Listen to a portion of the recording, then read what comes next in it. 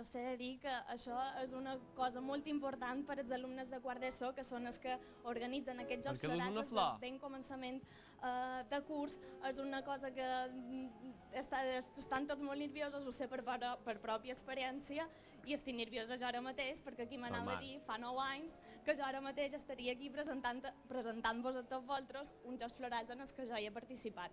I na Puri, que és professora de català, és una de les organitzadores. Què tal, com va? I hem dit que antigament hi havia 3 premis, enguany hi ha 6 premis per quart d'ESO, 3 per batxiller, però si guanyes 3 anys ets mestre... Sí, si guanyes 3 anys ets mestre en gai saber, has de guanyar 3 anys consecutius a quart d'ESO, primer de batxiller i a segon de batxiller, aleshores s'anomena mestre en gai saber. Enguany tenim un possible mestre en gai saber, no ho sabrem fins a final de la festa, perquè fins que no s'obrin tots els poemes no sabem si realment hi ha mestre en gai saber o no n'hi ha. Haurem d'esperar fins al final de tot. Sí, l'emoció dura fins al final, sí. Ho sé. Gràcies, Puri.